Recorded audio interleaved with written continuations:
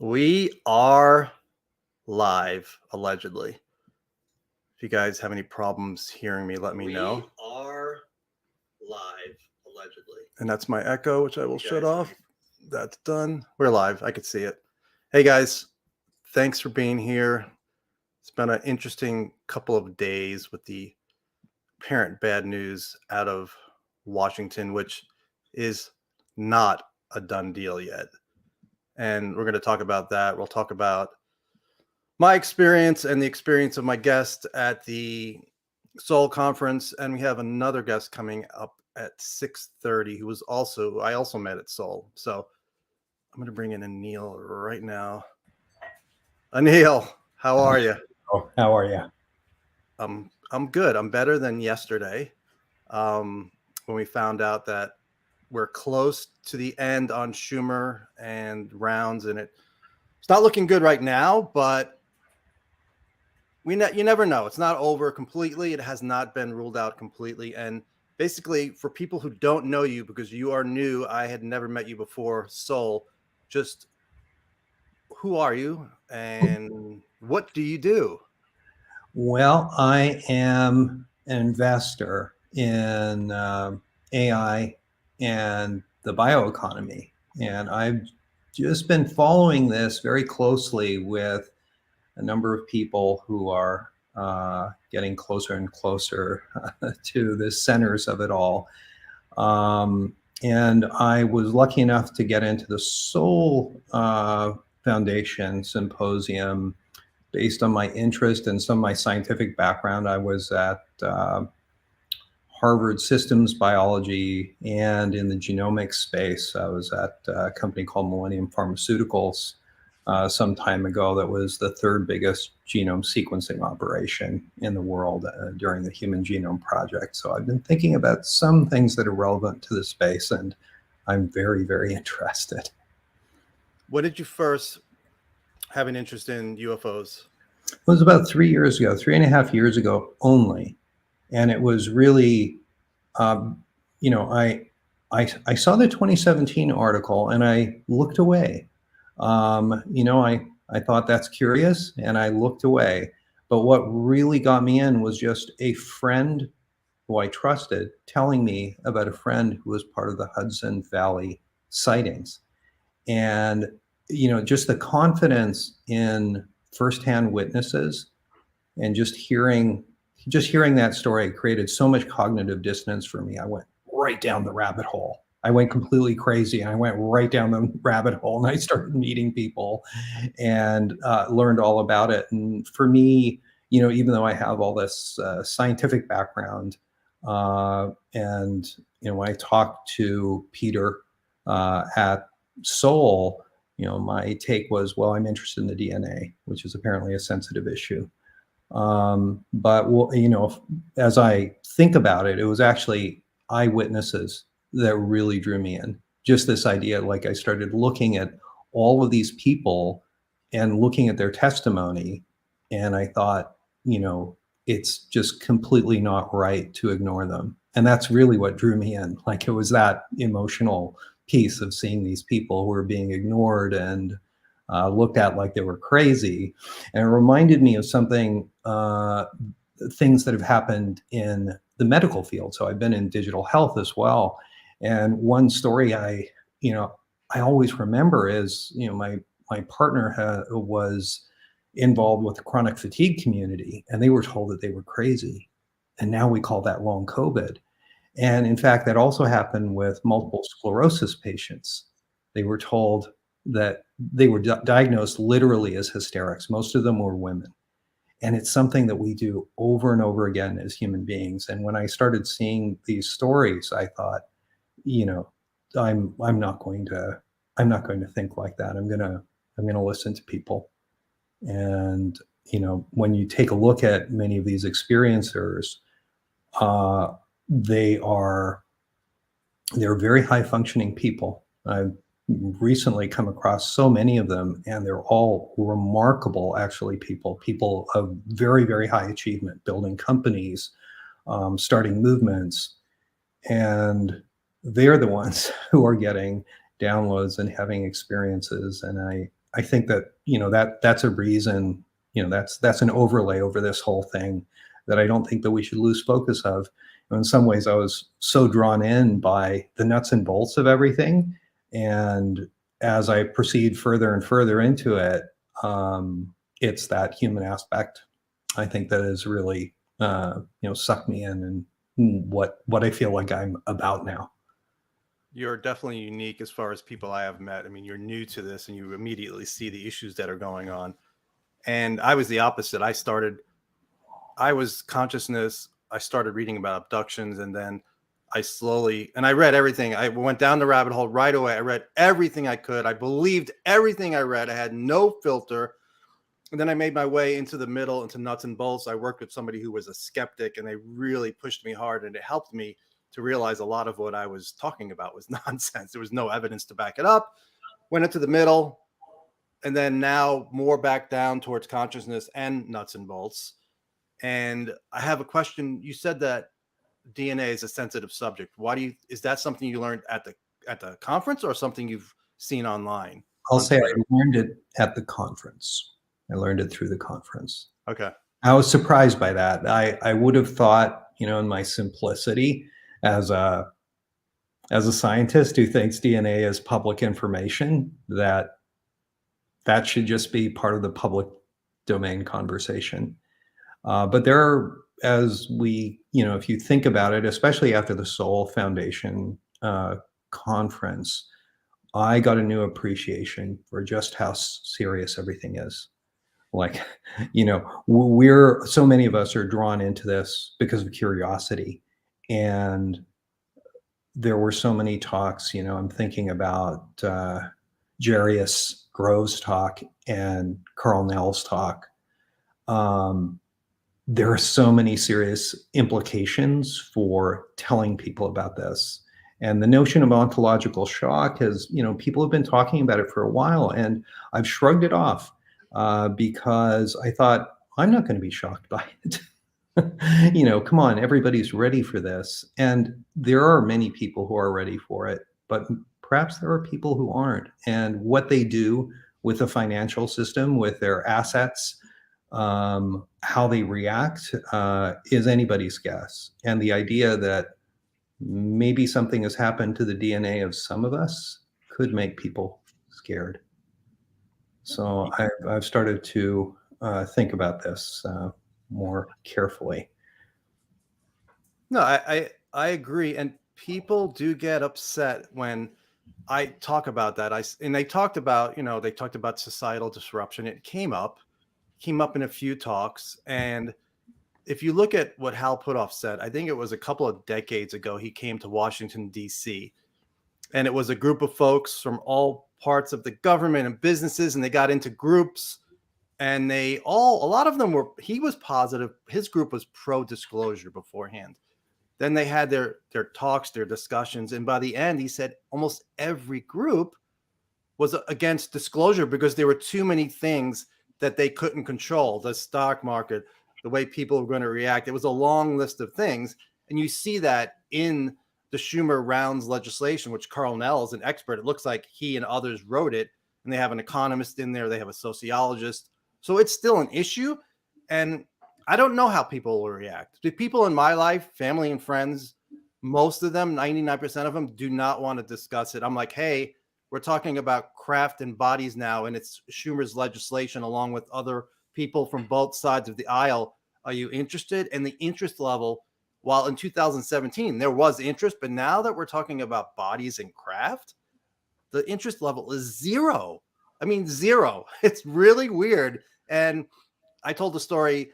I met somebody at my pool a couple of months ago, an older couple, and we talked about UFOs. I brought it up, and they were okay. And then I said, and allegedly we have intact craft, non-human, and bodies. And the older woman said, now you're starting to scare me. So it's like, and I backed off. So it's a real thing. And I want disclosure, and I'm hoping whistleblowers come forward, but I understand that people in positions of power are concerned about that. How can you not be? How can you not be? How can you not be scared about how people are going to respond? And how can you not be interested in it is what I always think. And so many people are around me. And yet at the same time, people are unwilling to commit. And I think that, there's what is happening here is that it's such a massive shift in your frame that you understand it's going to be a huge commitment to take on all of the information to convince you of something like this. You'll have to rethink everything. And so you've got this question of, well, do I want to commit my time to this? And you don't, because you have to. I think what decides it actually is curiosity. So if somebody has that spark of curiosity and they say, oh my God, I've got to find out about this. And they have that curiosity because they're not scared or they're foolish enough to think that it's just interesting and it doesn't have all these implications. Then they start doing the thing that the few of us who've really gotten into this have done. And then they see all of that evidence and then they got drawn in further and they become more convinced. But really what you have to do up until this point where you have Grush and this testimony under oath and these 40 whistleblowers who I think almost nobody knows about, which has been very underreported. It's just such a bizarre thing because I guess it's just word of mouth that we know that these whistleblowers exist, but we don't know who they are, so it's discounted. But even with that testimony under Congress, like so many people I have talked to just have not even heard about it. And so that indicates that the media is not telling the story. And so the question is, why are they not telling this? If this is true, this is the most important story in the history of humanity. And we have it now under oath from multiple credible people and they're reporters and they should know. And so the only thing that I can suspect is that apart from that small handful that we know and love, most of them don't get over that curiosity hump. They look the other way. They did actually what I did when I saw the 2017 article in the New York Times. They think, that's nice, and look away. That's weird, and look away. I'll do a little piece on it, but I'm not really going to consider it. So I think it's something like that. Like the cognitive leap is just so huge for people that they just they just look the other way and their curiosity doesn't get a hold of them. It's weird. I don't even know what to make of it, actually. It is weird. It is weird because like you and I, it's like at this point we're like, yeah, how can you not be interested? Because it's like you said, and I've said that so many times. I've said that on the phone with certain members of Congress or their staffers saying, if this is true, it's the biggest story on the history of humanity.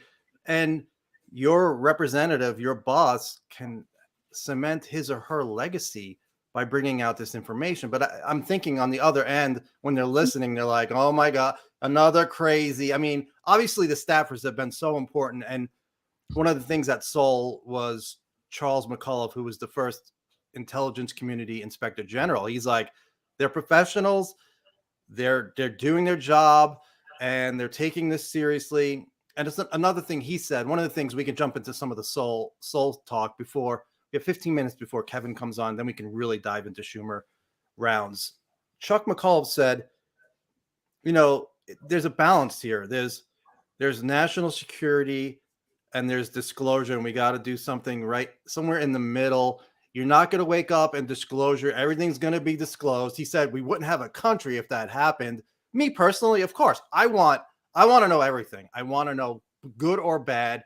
One of the clips I shared the other day was Ross Coulthart. I had asked, and it's a question I want to ask David Grush too. You've talked about, and we talk about ontological shock and societal disruption. If what Ross said is true and what he was told is some of these beings are malevolent to the point where they're injuring, murdering, and mutilating humans purposely. Because my question was it just the wrong place at the wrong time? As Lou Elizondo talks about, it's just their technology, caused cancer in some people, radiation. And he's like, no, this is malevolence. So if that's true, it's like, if you're in charge, how do you break that news to people? And I know people want to go slow, but then you have people. I've been into this for so long. When I hear Ross talk about that, I'm like, I want to talk about that because it doesn't scare me. I mean, it's definitely concerning if that's true.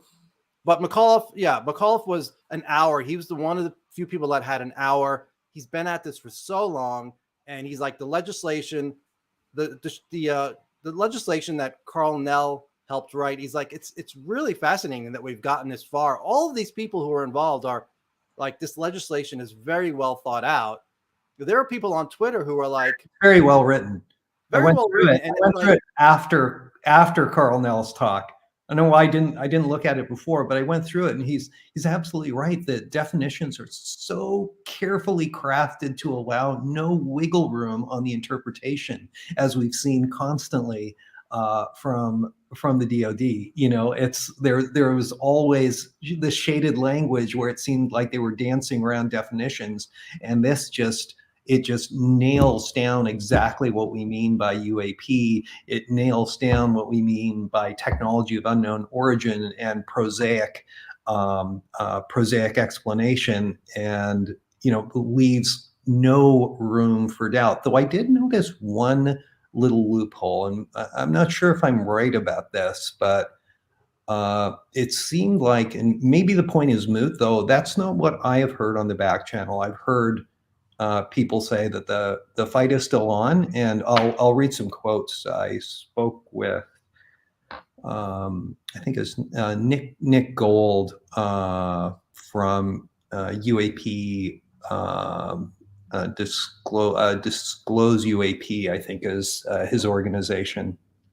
We should put up the URLs for his Oregon UAP Congress or Commission. Sorry, I should have these. If you get that, let me know. Declassify UAP and UAP Caucus. Sorry, declassifyuap.org and uapcaucus.com, and those are basically two sites for people to contact their representatives, or their direct representatives, which is UAP Declassify, and UAP Caucus allows you to basically connects you with all of the relevant players, even if they're not your direct representatives. UAPcaucus.org, uapcaucus.com, and declassifyuap.org. Got it. Okay. And so Nick was saying that he's pretty skeptical that it's going down within the next day, which is, I think, what I've heard. I don't know what you've heard, but that seemed to be what everybody was talking about. It was like, oh no, today's the day, it's going down, it's all over. And so what Nick said was that the legislation, the NDAA, won't be finalized for weeks to a month or more. But I know that there are processes that go on now where more or less the final text gets agreed. I'm not a congressional scholar, so I shouldn't be commenting at all on this. But Nick's view is that people should be calling constantly, and that can have an effect. And I think that, you may have heard some things that the lines may not be as, drawn so certainly in terms of the people, those three Republicans who are opposing it. It sounds like maybe their opposition is a little soft, and it's just that there hasn't been much conversation around it and much pressure that's been applied. No, I hear the same thing. I heard, just so people know the point. I asked, are we at the point of no return at this point? And they're like, nobody knows that. Not even Schumer would know. The point of no return is when a majority of the House conferees who are against this, well, because of the leadership, and also a majority of the Senate conferees, when they've signed the conference report, then it's basically a done deal. And that has not happened yet. If that happens, then it's really hard to change any of the language. And the people I've spoke to, they said, how much, like you said, how much does Turner really care about this? If there's pushback from the other side, their opposition may drop quickly, but we don't know what's going on behind the scenes, but I haven't seen publicly a lot of pushback from the Democratic side. the Democratic leader, I think Hakeem Jeffries, nothing publicly as far as pushing back on this. I support the Schumer amendment. The White House, nothing publicly to support it. Mhm. So maybe that changes with our phone calls in the next few days. And hopefully, maybe, there's some hope yet. There's definitely some hope. And the person, one of the people I spoke with, they're like, keep calling, call your representative. Make sure you call the people they want to hear from their constituents and just keep it basic. I want to urge your boss, congressperson, whoever, to urge the Senate or whatever, Democrat or Republican leadership to support this. That's real basically. Just tell them, speak to the leadership and tell them to support this because I support this. And that's basically what I was saying when I called. There's still hope. There's definitely still hope.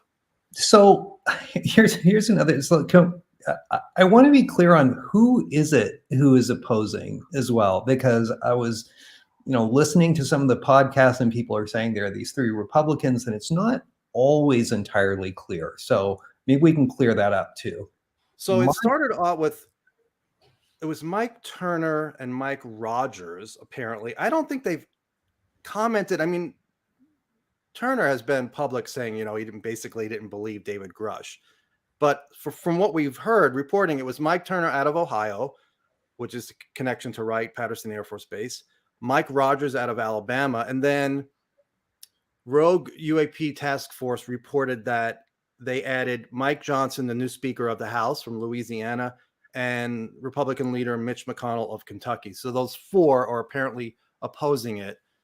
And from what I've heard, the Democratic pushback has not been much so far, as far as I know. Maybe it has. I don't know if they're going to broadcast it, but that's what I have so far. Grush said he had a problem with Mike and Mike. That's right. That's right. Problem with Mike and Mike and Mike. Mike, and Mitch. Right, and Mitch. So yeah, so Grush said that. But yeah, we don't know how is it really? Does Turner have they looked really deep and they're like, oh, this is going to cause societal disruption. This is going to hurt my donors. Really, we can't let this. I don't know how far they've thought, how deep they thought about it, or if it's just surface level. We don't know. I have not seen any comments from any of those folks. There's also this Liberation Times article, I think it was Chris Sharp, Yes. wrote about there are 3 out of the 4 Republican members of the Gang of 8. And I didn't know about this Gang of 8 and how important they are until I heard Carl Nell's talk. That was a real education in understanding what's going on in government. And this is a great civics lesson in a way. So so there are 3 out of 4 of them, and the 4 Republicans are 4 Republicans and 4 Democrats. There's Mike Turner, who we know is against it. Marco Rubio, who I think we can presume is for it because he's made a lot of noises in the pro-disclosure direction. Then there's Kevin McCarthy and Mitch McConnell. So we already know that Mitch McConnell is against it. So between Marco Rubio and Kevin McCarthy, I'm calling it for Kevin McCarthy. And one thing I noticed is that he got into quite a spat at a literal physical altercation with Tim Burchett. Right. And I almost wonder whether some of that is just to say, screw you, Burchett. Yeah, because Burchett had a role in, getting him out. He did. He did. There's some really bad blood there. So I wonder, I just hope that, things like that are not driving decisions on this incredibly important amendment. I hope not. And somebody brings up a point with Johnson is very religious, and Lou talked about there's a group within the Pentagon who are not softly, but it's not an official group. They're referred to as the Collins elite, very, very religious, and they think this is demonic and we should not study this. I don't know if that's where he's coming from. I don't know if that's the angle he's taking. Back to your Gang of 8, it's one of my fears that the Gang of 8, maybe the Gang of 8 is actually briefed, because the Gang of 8 is supposed to be read in on anything they want to be read in. Christopher Mellon used to prepare the briefing book for the Gang of 8. So Christopher Mellon would have access to all of that information back then. He didn't know. And as far as I know, Mellon did not know about the crash retrieval program because they used a trick, which was a shell company. They would put the money and hide it that way, and then it would be buried under the regular prosaic programs. But now they all know about it. Apparently, have they been briefed? I don't know. My fear is they'll get briefed and they're like, all right, but we're not going to share this with the American people. This is too, the technology. We can't let our adversaries get a hold of this. So yeah, the Gang of Eight, really important. Go ahead. Sorry. Yeah. I was remembering that Carl Nell said at Seoul that the Gang of Eight gets read into everything. And then Right. I think Rush said during the Rogan interview that wasn't quite right. But I think that the difference between those things is they're supposed to, but they don't. That's what it is. I think Yeah. the word Mellon used, I forget what year the interview, he goes, it was 2017 or 18, and he was on, I think it was NPR or Fox, and he's like, yeah, and he goes, there should be read into everything. And he said, in theory.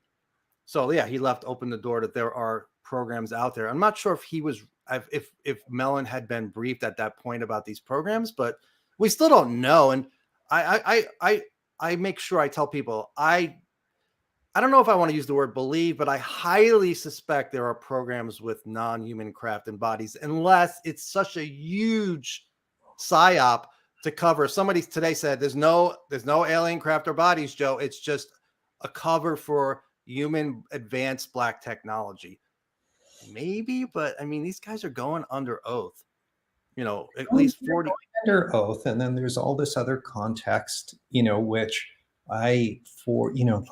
getting into a subject like this, you have to have multiple mental models that are going on at the same time to maintain any kind of intellectual hygiene, right? You're like, well, this could be this person could be crazy, this part could be true.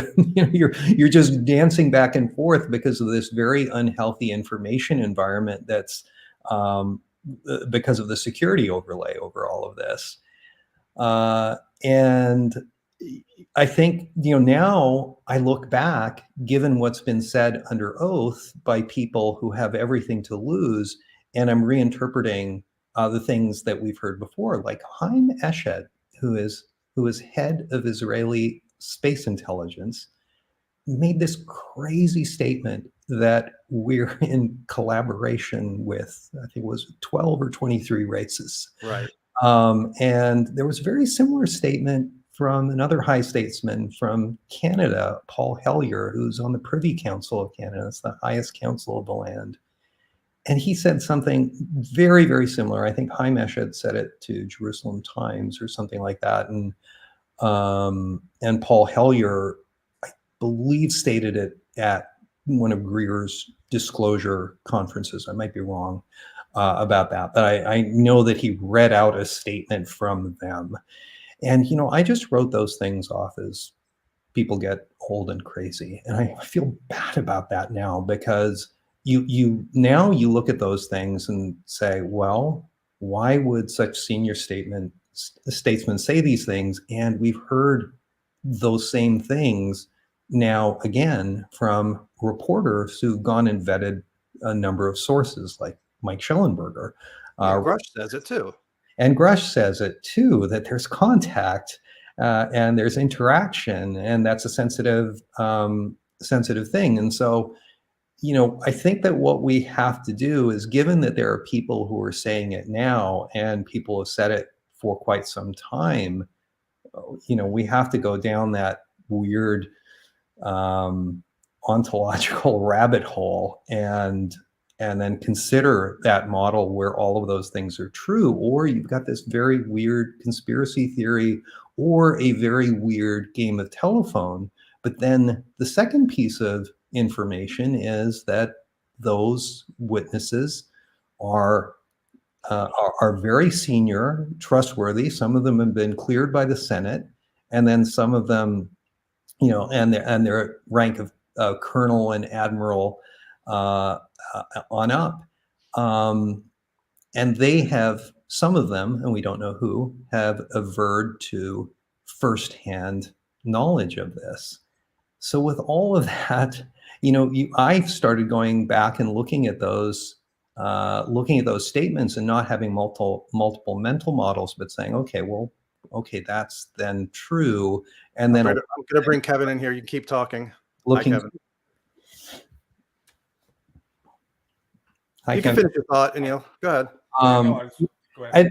And you know, of all the people, you know, the interesting thing too, and I'll just get to this point of sort of the shocking nature of all of this and what happens to our brains when we're encountering this is it's so much we just want to put it out, and we want to put it out of our minds. And when there's too much all at once, it's really hard for people to accept because it's such a huge advance in their thinking. I think that we can all start with their craft, you know, and you don't want to think about anything more. And in fact, I think that there was one point where UFOs were reported, but if they reported occupants inside of it, they were considered crazy. There was Right. some moment in time where that was too much that was just a bridge too far. But of course, as soon as you consider that one thing, there are all of these other implications are there. The history, how long have they been interacting with us? What are they doing? You know, all of these questions are implicit in the first one. It's just very hard for us to take. And what I always remember is when Tom DeLonge, remember that interview he did with Rogan, and people panned it as this is the worst Rogan interview ever.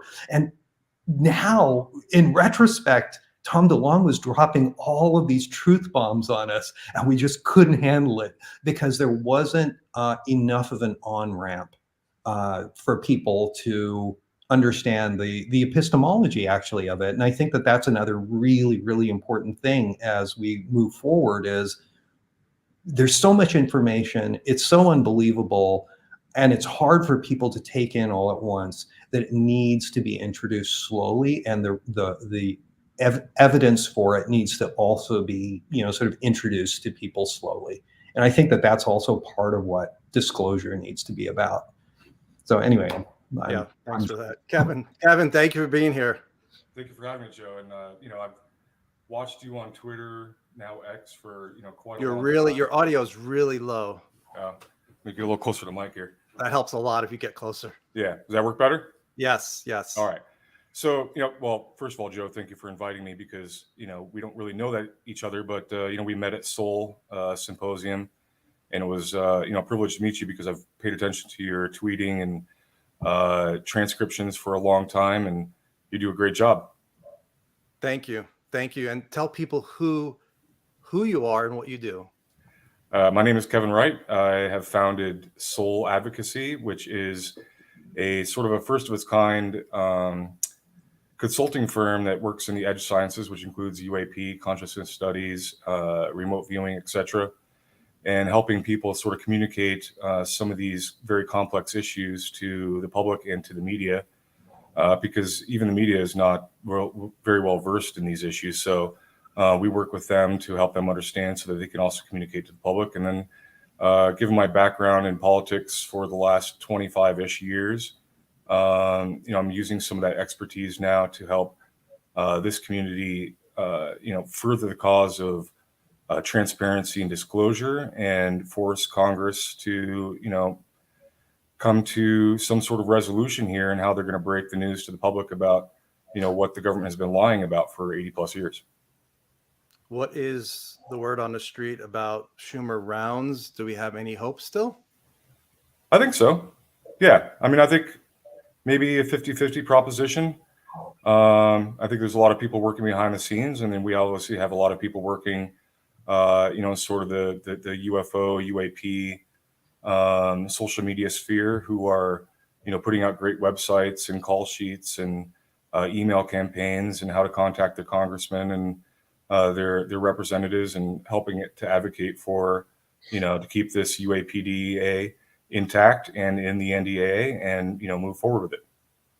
So you're basing 50-50 based on discussions you've had. What are you basing the 50-50 on?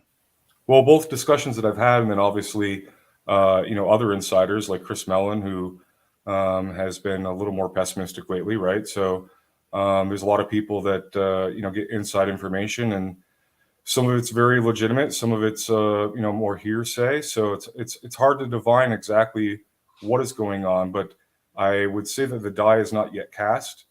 and that we still have time to make a difference here.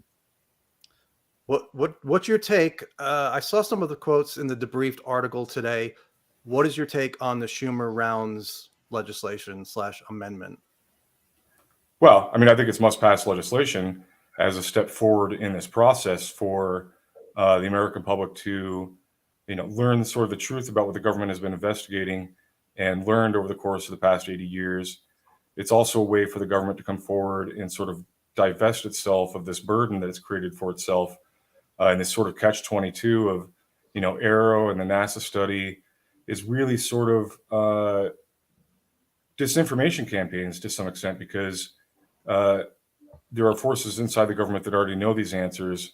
So it's a game-saving sort of way for them to try to come to some sort of transparency disclosure, but they're not convinced themselves that they can actually do it. So it's it's a difficult process.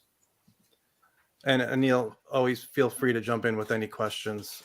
Kevin, who do you talk like? So basically, take me through exactly what you do. Do you speak with members of Congress? Do you speak of their staffers? And how do you contact? Are you talking with them in person or over the phone, emails? That's just sort of all the above. I've been engaged with this for in this capacity for more than a year, and I've been discussing these things with people for quite some time. So me coming on here with you today is not really my norm. I prefer to sort of like lay back behind the scenes because I don't want to be a forward-facing person in this. But I also feel like this is an important enough issue where I don't really have a choice, because the magnitude of what's transitioning right now is so important that I feel compelled that I have to do so. But I talk to lots of people all the time, and I work with some really great people like Daniel Sheehan, who has launched the New Paradigm Institute, and he is well positioned to fight this fight, because he's been engaged in this UAP UFO topic since the Carter administration. He's won an enormous amount of cases against the government and against private industry. The Pentagon Papers, Iran-Contra, Karen Silkwood, a number of cases where he's proven time and time again where he can, fight this fight. And that's why, I had originally reached out to him, and I think he sort of drew an interest to me after I wrote some op-eds, one particular in the Roswell Daily Record, talking about some of these things, about how to sort of approach the public and educate them and mobilize them on these issues. You're normal, from what I read in the debrief article, normally you're engaging with Republicans. Is that right? And this is more for you. Is it a first time for you I know it's not the first bipartisan issue, but it is clearly bipartisan. Is that unique for you, this case? To some extent. I mean, most of my adult career has been engaged in partisan fights, but over the course of the last, I'd say 4 or 5 years, I've transitioned away from that, has become, more interested in subjects that are transcend sort of the partisan politics. And I feel compelled now to sort of move away from that partisan politics, as I've done over the course of the past couple of years, and find common ground with people to make real difference. Because the truth of the matter is, whether you're a Democrat or Republican, neither party is really moving the football down the field.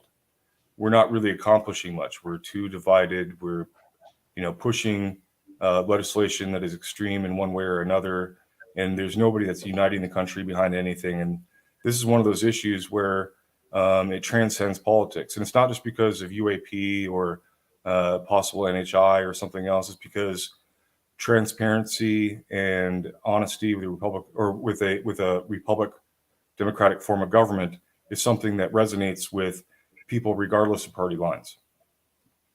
Any questions, Anil? No, I so agree with that. I mean, this issue is important. It's at a very basic human level. I think we think about it from, there are all these very rational reasons for it. They haven't made progress. Science needs to be open. The allies are probably getting frustrated with the lack of progress. It's not right that some companies get to exploit this technology. But there's this other a very human dimension about it, which is it's such a basic fact of our existence on the earth. And it's almost as though it's not almost as though it is that a truth of this magnitude being hidden from adults, all the people on the planet, is damaging them spiritually and cognitively. It's damaging our conversation. It's damaging all the people who have then had experiences and can't talk about it. It's profoundly damaging our conversation. And it's such an important thing that's beyond just these narrow national security confines. It's such a huge issue, and so anyway, Kevin, thanks very much for your work on it. Well, thank you. One interesting thing I've heard, I was speaking with Matthew Pines today, and Joe, you should definitely get Matthew on sometime. He's super clever. And he appeared in the news cycle recently where I think he was talking, Mike Schellenberger chatted with him, and he noticed that the ICIG had basically said that they're not doing all of these things that are part of their office, but omitted one thing, which was conducting an investigation. And so Matthew, realized by reading things that in fact there might be an investigation. The statement was omitted, so he inferred that maybe they are doing it. And Matthew's a very keen observer of the goings on in politics, in my experience, and especially on this issue. And he noticed a couple of things. One is that apparently there is some pro-corporate lobbying that is for the amendment. And that's the first I've heard of it. I think all of us are quite used to this notion that the big defense contractors are trying to prevent it getting out. But that was a little bit of a surprise. And that's kind of interesting. And it would be interesting if those, there probably all kinds of good reasons that those corporations don't want to expose who they are, but that's an interesting thing for the UFO community, the UAP community to consider: is who are those corporate allies and what are they looking for? The second thing Matthew talked about was a theory that in fact the Schumer amendment is really a bargaining chip, and if this is true, this could be extremely frustrating. So the theory goes something like this, and you should really have Matthew on to talk about this, but I think that this is pretty interesting in this context, given all the hullabaloo around Schumer rounds. That, back in February or so, there was a senior Navy leader who went to the White House and basically blew the whistle on the USAF. And out of that came this realization that the Gang of Eight was not being properly briefed. And the White House, together with the Gang of Eight, remember, this is all a conspiracy theory, but also something to consider given all of the games that are played in politics. That created the Schumer amendment, which ended up being a bargaining chip that allowed the agreements to be made to get all of the information on the locations and to get agreements that, in fact, the proper briefing should happen. And if that's true, then what we're seeing right now is just the end game of the right people in the Gang of Eight basically squashing it, but the White House and the Gang of Eight gets what they wanted. I'll just put that out there. What do you think, Kevin? Well, to the first point, I think that there are Silicon Valley tech companies that are lobbying probably behind the scenes in favor of the UAPDA, because if it's true that the government has ceded crash retrieval and certain pieces of technology or whatever to aerospace defense contractors, then they probably feel cheated because they have been left out of the game, right? So they want their piece of the pie. So that would not surprise me in the least, and I think that's probably true. And the second part of that is that I think, there's a lot of moving pieces behind the scene here, and it would not surprise me in least if the Gang of Eight had not previously known what was going on. After 3-ish years of investigations, some of them have been sufficiently briefed so that they feel comfortable that they know what's going on. And the Schumer UAPDA is a way for them to move forward with public disclosure, with them already knowing the answers, if that makes sense. That makes sense. And I also, my own just speculation was that they were possibly using Schumer, and it might have been before Schumer came out. Basically, we want to know the locations, we want to know about craft, but if you give us the videos, we'll just forget about the craft, using it as a negotiating ploy. I don't know if that's true, but I guess, if it turns out it passes, then I guess it was not true, but we'll find out. And I'm going to bring in somebody from the audience who has a question, hopefully. Shamasha, unmute yourself and ask your question if you're still there. Let's see. Nope. I'm going to bring in somebody else, though. Nick Gold. How you doing, Nick, man? How's it going, everyone? Thanks for coming on. Good to Nick. see you, dude. Yeah. So what are your thoughts, Nick, about everything that's been going on? Schumer? Oh, so many thoughts, Joe. Thanks for having me on, by the way. No and problem. Neil, great to get to speak with you, and Kevin, as always, of course. Yeah, man. Who are you and what you do, so people who don't know, and I don't know a lot about you. So I founded an organization called Declassify UAP. The URL is declassifyuap.org. It's really centered on U.S. voter civic engagement with their elected representatives around the issue of UAP transparency. And so you go to the Action Center, and it makes it a trivial 30-second act to reach out to your own elected representatives as their constituent, which is a very loud voice that people have with their own representatives. It's kind of an outsized voice compared to people of other districts. It's not really their job to represent people from other places. It's their job to represent their constituents. So it routes constituents both through messaging and through a call tool with kind of talking points that are laid out, which right now emphasize the UAP Disclosure Act, of course. But it really just allows people to start a dialogue with their representatives. Now, I also strongly recommend people check out uapcaucus.com, which Anil had mentioned.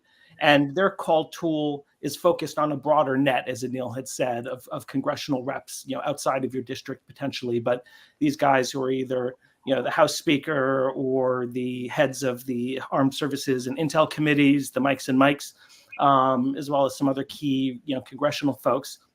And I think both tools are very useful as people engage more around the topic. The first message, just the main message I want people to know is, don't act like it's dead. Don't act like it's dead. I think some of that kind of buzzkill tweets out of nowhere, and especially from folks who really didn't put a lot of energy into selling the bill for the last 4 months, the people you would think would have been like banging a drum publicly. And yeah, I'm going to be a little harsh at this moment, but I don't like seeing like buzzkill stuff out of nowhere when, the people still really need to make their voices heard. And that's in an ongoing way. That's not just this bill. That's not whatever happens with this bill. That's just like moving forward. It needs to grow and grow and grow and grow and grow. And otherwise, I don't see how we're really going to make major progress with this. But keep going with this. Keep calling people. If you're out of the U.S., call your embassy. You can go to usembassy.gov and look up the embassies around the world, call them, let them know what you think about this and that it's an international issue and you want to see the U.S. lead on it.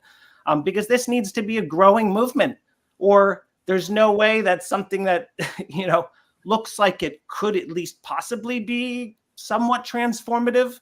And I agree with Anil. There is so much damage that it does to deny people basic facts about reality that we live in. It's like, imagining like the government keeping germs a secret.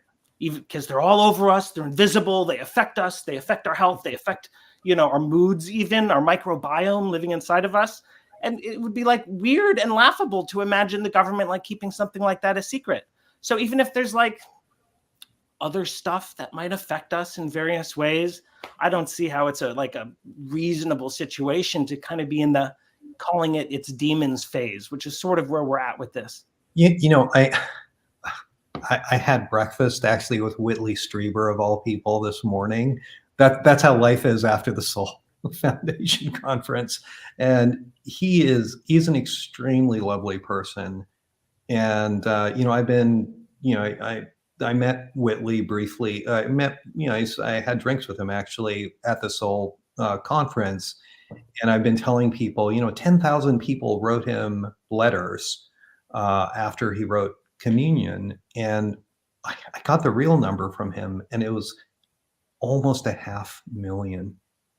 Like just consider what that means. Like most of those people, a lot of those letters were thrown out because they did not have detailed reports. So his wife cataloged all of them. They just had piles and piles in their living room. And his wife took 10 years cataloging all of those letters. And they kept the ones, where would they store them? They kept 30,000, which were detailed reports. And those are now in an archive.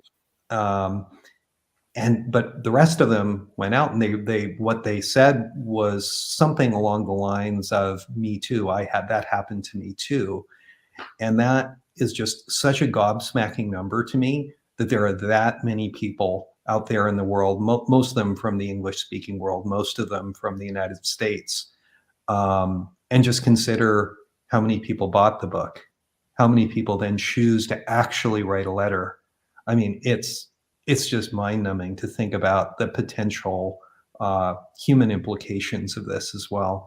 So, anyway. I think if I could, Joe, real quick, this is a great segue because there's a correlation between what he was just saying about people writing letters to Whitley Strieber, right? Because what we're trying to tell people is that they need to write letters to their members of Congress. And the reason why these people wrote letters to Whitley was because they felt a personal connection and a reason and a cause to write to him, right? So what we need to do is educate the public on this UAP issue, because outside of UFO Twitter and some of these things, the knowledge base is not very high. But they're already on our side because they believe in government transparency. They already believe the government lies to them. There's all kinds of poll numbers that tell us that there are all sorts of avenues for us to pursue to reach out to U.S. voters. And they will write letters to their members of Congress. Letters, handwritten, stamped, and sent, and that will mean a lot. Nick has a great website. I've used it myself. I've sent letters to my representative and my 2 U.S. senators here in Virginia using his website. I've promoted on my own Twitter thing, even though it's got a small following and whatnot, but I do my part because he's got a great website and it serves a great purpose. But what we have to do is find a way to reach beyond those 3,500-ish people that that we communicate with on a regular basis on UFO X Twitter, LinkedIn, Instagram, etc. We have to find a way to reach beyond that. And once we do that, people will start to care, and they will start writing letters to their representatives and their senators and say, I want to know more about this. Why won't you tell me? So we have plans on how to sort of do that, but that's maybe a conversation for another time. You know what this is making me think about is Jacques Vallée's graph that he showed at the Seoul conference. He showed 2 graphs.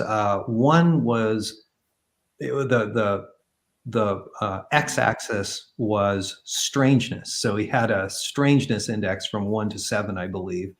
And he had a bell curve, basically, which showed that very, very low strangeness things aren't reported very much. And I can't remember how he got the denominator for that. And he also looked at where those things are reported. So the more they get to a middle level of strangeness of maybe 2 or 3, which are things in the sky that definitely seem anomalous, the more that report gets traction. So it's reported to air traffic control, military bases. It ends up in our public record. And as things get weirder, a craft lands on the road in front of somebody's truck, or the truck turns off. Hands on a pancake. Yeah, you know, people have become more and more reluctant to say something. And I think on the right-hand side of the curve are these close encounters, which are really weird. They contain all kinds of, you know, a potentially projected phenomenon. And, you know, people are they're very private as well often. And people are very reluctant to talk about those. And yet those are the ones who've been so deeply affected by it. And so I wonder, Kevin, whether one answer to this is to help those people realize, because this is like a user experience problem. You know, in user experience, you have behavior, motivation. Behavior is a product of basically high actionability, high motivation, and then a trigger. And so, you know, all of those 3 things need to come together for somebody to do something. And very often, I think that people who are kind of in the middle or the low range, where they will report something, it's not super interesting, they're not super motivated, they saw some light in the sky and they're like, wow, that's interesting. Somebody who sees something, you know, maybe saw a craft, can say, well, that's interesting, but I can go on with my life. And then they don't really have the high motivation. Whereas these experiencers are, you know, if any of this is, you know, if all these numbers bear out, that means that there are a lot of those people, they potentially suffered or have had very profound experiences, and they've had to be silent about it. And, you know, now they probably don't want to talk about those things directly, but this is an avenue for them to talk about this issue and to help move the legislation forward, because they can just focus on the disclosure aspect. And that would be very helpful to their conversation and their experience. Yeah, and I think what you're actually really talking about here is what Dr. Gary Nolan discussed a bit at the symposium, which was that what, you know, he's attempting to do, and what I think all of us are sort of attempting to do here, is to professionalize this in a way that also legitimizes this subject, right? So, you know, I've just spent 25 years in Washington, D.C. politics, and have, you know, lived, you know, a completely fine, comfortable life. But I'm taking a step out onto a rather unsolid branch by taking on this subject, but I do it because I believe in it. And I think that if by doing so, I'm setting sort of an example for other people to be able to sit out there, just like Nick Gold is. You know, he's set himself out on a limb here with his Declassify UAP website. And I think the more that people like us do this sort of thing, having professional careers, sort of professionalizes it and legitimizes it. And then it makes it easier for those people that end up on the end of that bell curve of the high strangeness, which you're referring to with Dr. Jacques Vallée, for them to feel more comfortable to come out and say, yeah, I had this really weird experience where, you know, X, Y, and Z happened. And now I feel more comfortable in coming out and talking about it to, you know, either the local police or the local news station or whatever it may be, to say that, you know, this really strange thing happened. And I feel more comfortable coming out and doing so because other people are doing so now. Right. So part of all we're doing isn't just advocating for Congress to, you know, divulge the government's secrets, but it's also to normalize, professionalize, legitimize this subject so other people can come forward and talk about their experiences. You know, totally right. I mean, I feel so grateful, you know, looking back at the people who put their necks out on this, you know, thinking of, yeah, I feel sad sometimes that Stanton Friedman isn't here to see the Soul Foundation conference. And, you know, which was awesome, by the way. I mean, which was incredible, And, you know, there are so many other investigators, Hynek and, you know, so many others, and some of them are here with us, like Jacques Vallée, and now we have this new generation of people like Gary Nolan is very possibly, like, the scuttlebutt is that he is in line for a nomination for the Nobel Prize. Like, he's very, very well respected in the scientific If community. he's not now, he may be in the future, given his research into the subject and possible. He most certainly is. Yeah. He is very, very highly respected, and I spoke about him. You know, I talked to my PhD advisor, who heads a couple of institutes at Harvard Medical School, and I broached the alien topic with him and mentioned Gary Nolan, and he immediately perked up and was, his ears were forward, has tremendous respect for Gary Nolan, and for Gary to come forward and put his credibility.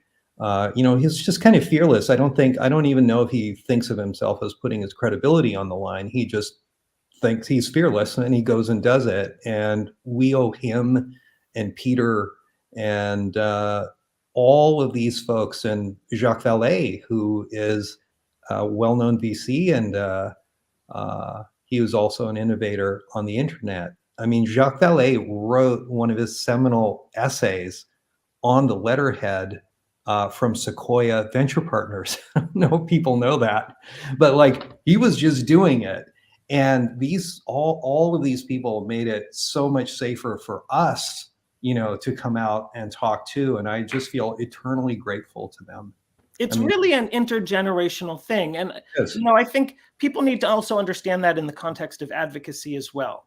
Like, there's a lot of ups and downs, especially in our online lifestyle where, we're constantly tweeting at one another and whatnot. But we have to look at this as a really long haul thing. People have been at this in the contemporary era alone, for 75 plus years now, a little longer, getting close to 80, if look at just World War II. And, it's going to take a little while longer. It's not on any one bill. It's not on any one wave of UFO world roller coaster. It's really got to be something that, we keep paying it forward, frankly. Like, all of these steps of progress, and very much including, very reputable people. I did a lot of business in DC over the years. I don't know if you'd fully call me reputable, but I had some pretty interesting clientele. I'm in Baltimore and, worked with many fascinating folks. Hopefully, I haven't completely cut off those opportunities for the future with, Declassify UAP, but it was, people who get involved with this, a lot of them are very heartfelt about it. A lot of them have connections with the issue, if you want to, kind of look at it that way. But one thing I can tell everyone is, like, people really do see these things and have also strange experiences. Like, it's a real thing that actually happens. And my gut, going back to the conversation about, a lot of people, talk about this or, write an author and say, I've had something like this.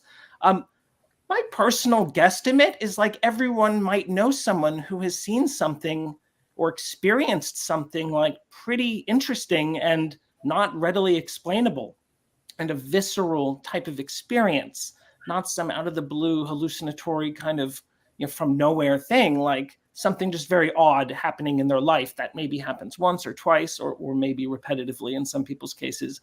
But, this is a real thing. And again, just to reiterate this point, shutting people off from a percentage of their reality, it's such just a mind-altering, warping, societally illing kind of thing to do. And but we've got to realize, like, maybe this is a century-long project. And maybe, it's going to take a little bit longer and we're going to keep making progress. But I urge everyone to not treat every event or bill or hearing or whatever as a panacea, because it's not going to be. This is the kind of change, if it ends up being what it kind of looks like, at least on some level, that, like, really is a multi-generational type of thing. It's like imagining whole new wings of science and everything, like, suddenly coming online that we didn't even know were there. So just keep fighting, peeps.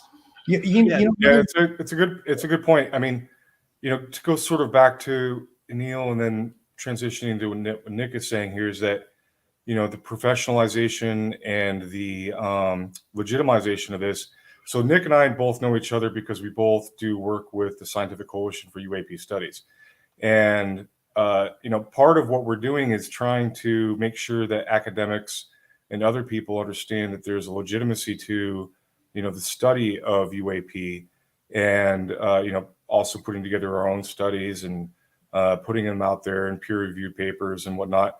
And so all of these sort of facets go together in terms of trying to make sure that people understand that this is all a very legitimate discourse to be having.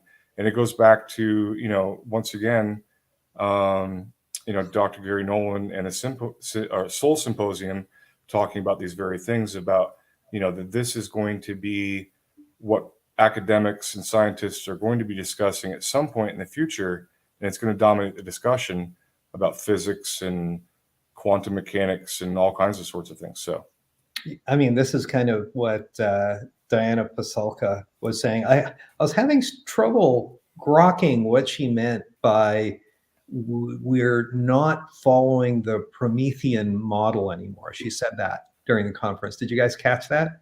I missed that. I know. I mean, obviously she was focused on Prometheus and the myth, but I didn't hear her say that. Yeah, she was saying we're not following this era of UAP interest does not follow the Promethean model. And I was like, this religious study stuff is totally over my head. That's what I thought. I was like, I don't understand this, but I think she might have been talking about how, I mean, it's interesting. The model of Prometheus is, of course, us being gifted with something greater coming into us, and whether we perceive that as technological or psychological or whatnot, it's this gifting. I mean, one mechanism by which we have a really hard time of not looking at the UAP issue through is exploitation. It's really funny how we are taking this very consumeristic view of this issue, and it's all about the corporations and exploiting the technology, which of course we would figure out some Star Trek stuff that's a million years in advance of us. Yeah, we've got that covered, I'm sure. I don't find, frankly, those cases very compelling. But we really attack it as this new resource to be exploited, and it really does explain so many of the dynamics of how this has been covered up and the corporate interests that do overlay kind of some of the government side of the cover up, of course.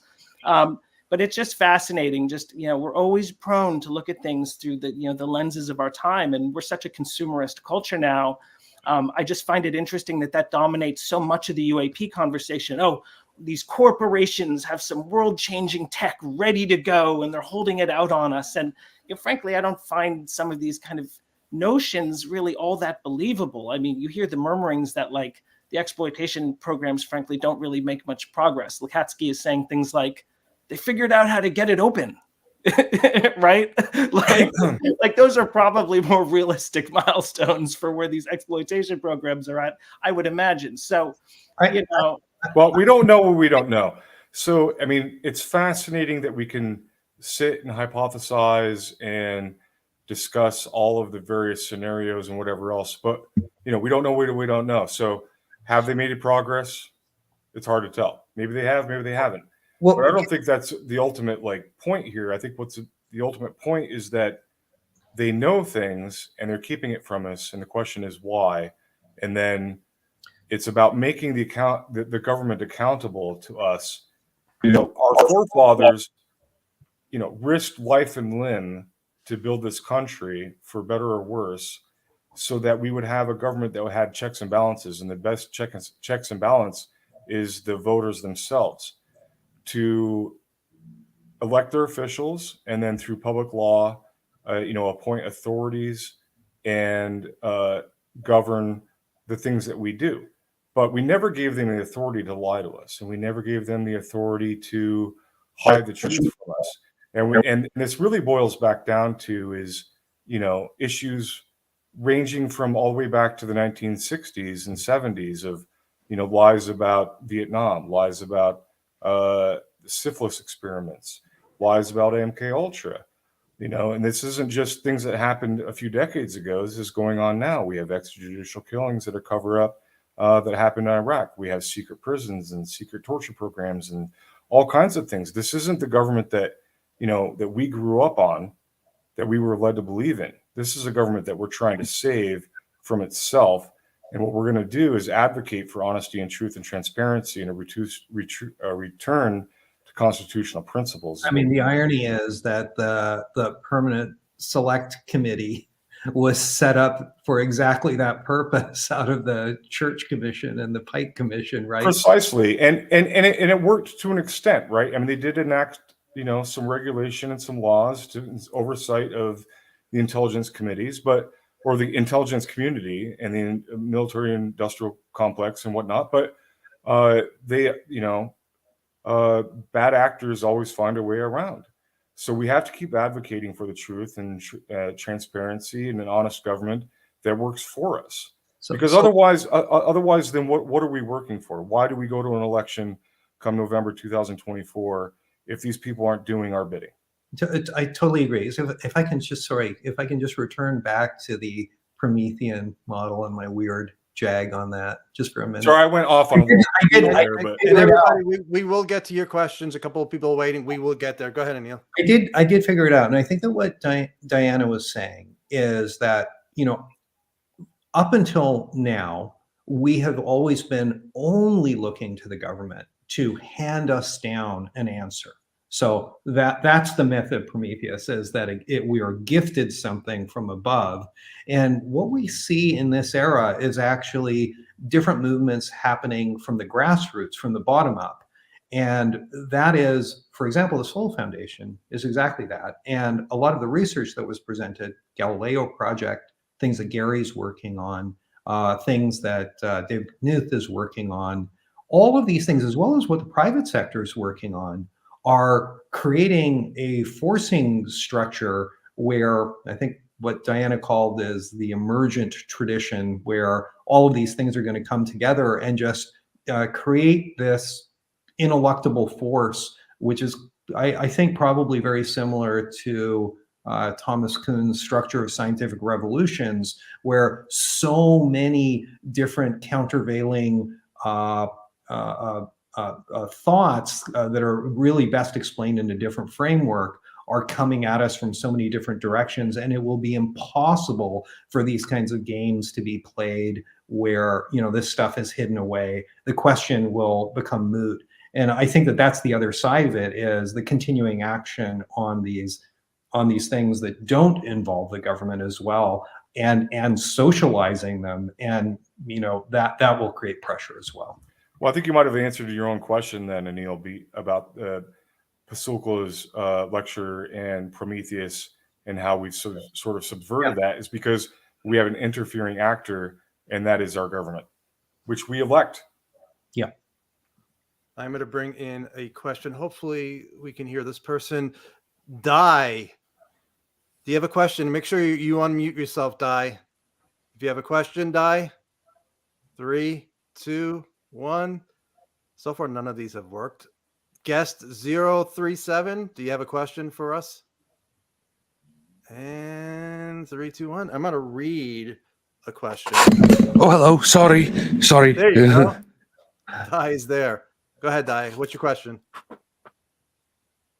You there? Okay. So one of the questions came in from, and I know it's not what we're talking about right now, but somebody asked, and I can't find it right now. All right. Mike James, I don't think any of us know this, but is the Soul Foundation setting up a multidisciplinary team to hear out and vet encounter and high strangeness experiences? Have you guys heard anything about that from Soul, planning to do that? I don't think it's a stated project or anything right now. I did not hear that. It doesn't mean they might not do research along those lines in the future.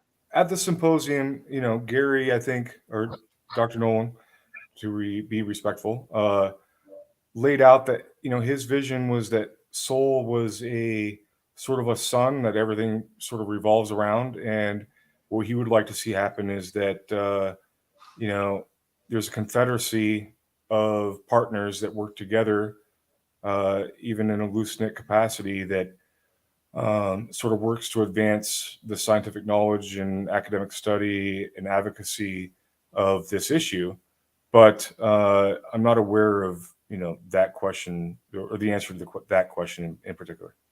You know what I do know is happening is that there are a lot of very interesting archives. And this isn't a forward collection effort, but there should be. So I know Whitley has all of his letters in an archive. Diana has collected many. Jeff Kripal has a bunch of others, and there's one other set of archives other than the ones that the Catholic Church has. And people have been talking about analyzing those, digitizing and analyzing those with AIs, as well as maybe generating LLMs from them, which would allow people to do sort of broader queries and just see, how an LLM, an AI, ChatGPT style AI would autocomplete with different possibilities given the prompt. So I thought that would be kind of interesting too. I've actually thought about that for quite a bit, and someone reached out to me recently about such a project. My background is in rich media metadata management systems, and so metadata, taxonomy, schemas, ontology in the realm of how information is organized and kind of linked to other pieces of information is sort of actually my technical background when I'm not doing UAP advocacy. And this notion of taking a lot of data, right, and somehow kind of both through entity extraction, but also kind of building structured knowledge graphs, using this bevy of information about anything between UAP sightings, occupants, interactions, et cetera, and then using the power of a large language model, which are getting better and better at kind of persistently calling on large sets of data. And I think when you feed knowledge graphs, which already have kind of explicit links between the data that's represented in the total set, otherwise known as semantic web or linked data. But I have to think it's like Miracle Grow for these large language models, because they'd be able to parse so much kind of rich linkage already that exists between it, but then give you the total like conversational interaction kind of Socratic method of querying the data. So it's a very fascinating landscape. And these would be great kinds of projects if there was real money for UAP science, which I think is the big question. Like, many things could be done. Typically, the government is funding nascent, high risk, high reward science. Like, that's where the money comes from. And part of the reason, and I hate to be crass about it, but again, we live in a consumerist society. Let's look at things through the lens that they actually exist through. Academia gets interested in things in a big way when this is available. You want to see academia suddenly like get cool with UAP, give them like hundreds of millions to even larger sums of money, which we throw at things like neutrino collectors and super colliders and all this stuff without, all the time, and really put a public science effort together, like in the way we would for anything else. And this would seem like much more, reward oriented than probably a lot of other research that gets done. And Galileo sets away, but they need they being people who are even interested in that pursuit. And I was on the Galileo project for about a year, but it's a fantastic approach, but it needs massive sums of money. And you get that money available, which again usually comes from the feds. It needs to be its own line of lobbying we do to them about how they change tone on the UAP issue, which is making actual science budgets available to do this stuff, both through NASA and the private sector at groups like SCU, as Kevin mentioned, which I'm also a member of. And that's how we really get some change made. Dollars makes change. And we have to kind of think in those nuanced terms as well, when we're dealing with Congress, and even understanding their motivations and understanding the motivations of the cover-up, which again, often I think have to do with dollars. It's always about follow the money in some ways. And even if some massive change of Earth and how we view ourselves and everything that rattles basically every field we could possibly imagine, if that were to occur based on what information reveals, I think positive outcomes are also a really useful thing to look at, but there's a very large segment of society that will look at this through the filter of simply, how will it affect my portfolio?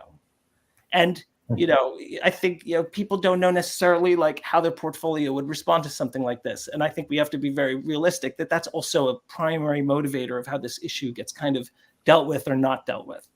I'm going to ask one question from Rich real quick. Rich, because I have a lot of questions backing up. Okay.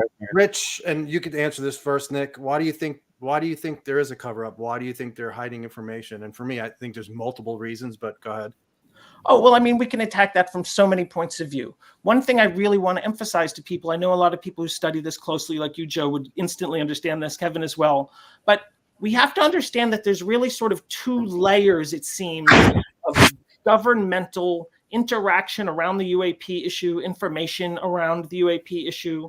There's sort of like the stream of programs that came from the OSAP, ATIP period that led up through the UAP task force. AOMSIG is how I used to like to pronounce it, what's now known as ARROW. That's the outer layer. And we know there are reams of classified information, imagery, rich media, et cetera. There's got to be intelligence assessments, which they never like to talk about. This has got to exist just in that realm. There is a UAP classification guide. You can look it up on the Black Vault or go to other sites that have it up. We know, and it's been said by people like Mellon, that the current UAP classification guidelines are very strict and essentially clamp down on anything that relates to the topic almost entirely. And we know what little has come out of the ARROW office. They mostly like to focus on like the things they could solve and not tic-tac, which they never want to talk about. But, things like that, which, by the way, their own data indicates they probably have at least a dozen to several dozen tic-tac-like highly anonymous incidents in their data set. Like, can you think about that? In the most recent slide is 96 through 2023, I guess, is the data set that their kind of numbers come from. And, it's hard to imagine them having like maybe a few dozen tic-tac-like incidents in that time frame. But that's what their own words and data are telling us. So, I think, again, this has to play out on a longer term. And we have to keep at it and really ramp up the noise. And part of the noise isn't just to get instantaneous results. It's for the people to really signal that we're ready for whatever this could bring. Like, if they don't want people to think that we're going to freak out about it, which again, I don't think is going to happen en masse, but I can see how the man would worry about that happening, right? And again, I've heard Chris Mellon and others, echo the whole War of the Worlds broadcast, freak out, which didn't really happen. Like, it's highly exaggerated, like how many people freaked out during the Orson Welles, War of the Worlds broadcast. It was even probably like the newspaper industry trying to make radio look like the horrible new medium. Where have we heard this story before? I think they're worried about it. But if we want to signal that we're ready for more information, we got to treat it like a normal issue.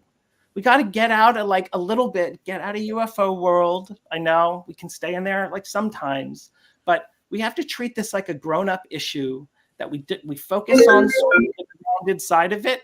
Whatever we believe about it, we have to have a way of communicating with our representatives in a more grounded way. And we also have to consider ourselves as educators for them, because I can guarantee you a lot of people who are into this topic kind of probably know it better fundamentally, even if they don't have access to classified information, than how our reps are thinking through it probably. We've got to just keep staying involved and having at it. I'll be a little bit more brief. I think that the cover-up is worse than the crime, as the age-old saying goes.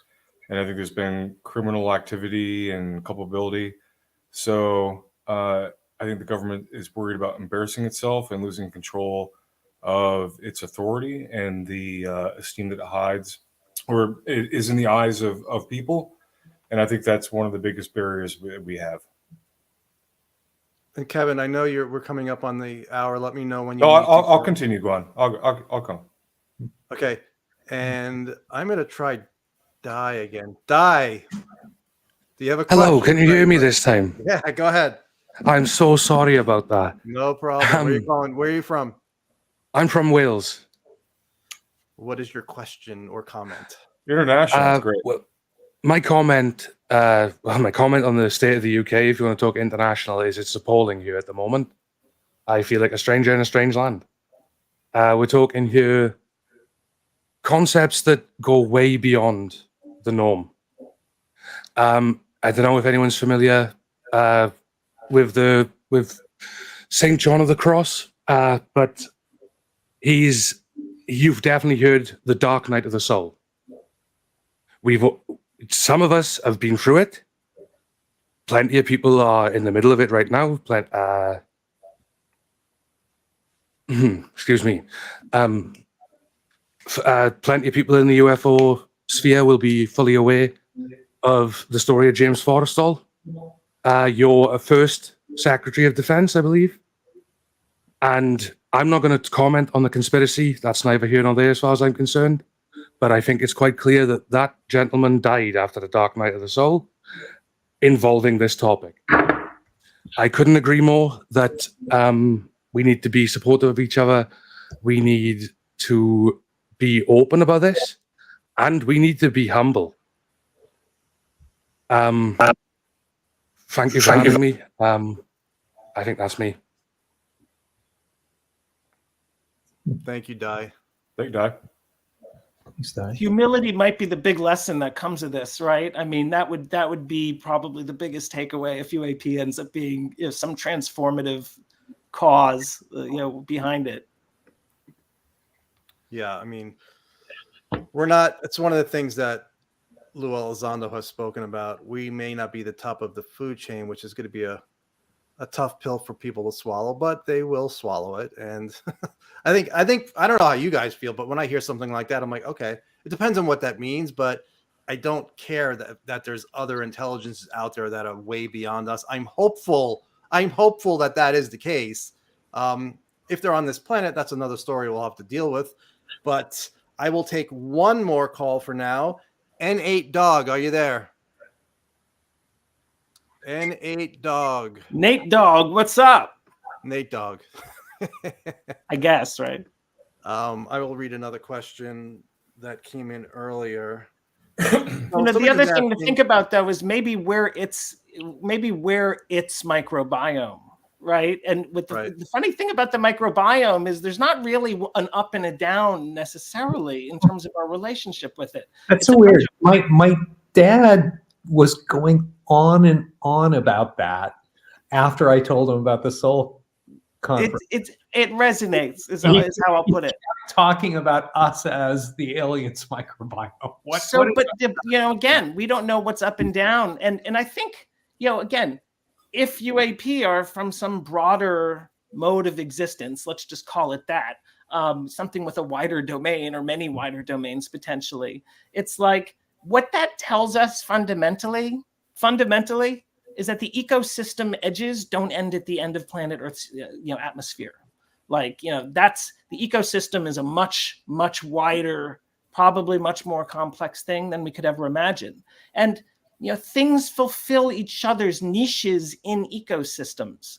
Like, we get something out of the microbiome, it gets something out of us. We change our behavior, it can affect the microbiome. The microbiome sends certain feedback signals to get you to reinforce the eating behaviors that are better for that particular colony that's sending you that signal. It's it's hard to know who's in charge. Maybe we're all in charge. So that's what I would imagine versus something totally strictly hierarchical. I think we have to be very nuanced in our thinking about this, and frankly thinking of it as this totem pole type hierarchy with a guy on top and a guy on the bottom. That too may just really be a product of very kind of human, consumerist, current human power structure mode of thinking. We don't necessarily know that that's how the wider reality works. It's certainly not clear that that's how it works with our microbiomes. I'm going to ask another question somebody put in the chat. Jan asked, why was the plan in the Schumer amendment only set for 2030? And I believe that's how long it was supposed to end at 2030, right? The panel was only supposed to go that to was 2030. Sort of, I mean, even the JFK review board had a sunset. I mean, they have a certain time period to go through all these things. So it wasn't like that was the end of it. But it was sort of hold on, I get some sort of weird beeping noise here. Is that your Schumer rounds alert that it's passing? I have no idea what the hell that is. It's the red phone. The man finally caught up to you, Yeah, Kevin. give me 1 sec. All right, we lost your audio. I'm going to try. The man is intervening, I'm sure. Shamasha, are you there? I will try one more time with you, Shamasha.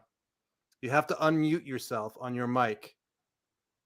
We've had a few people come on, but they're not able to jump in. You okay now, Kevin? Yeah, we don't have your audio right now. You are muted.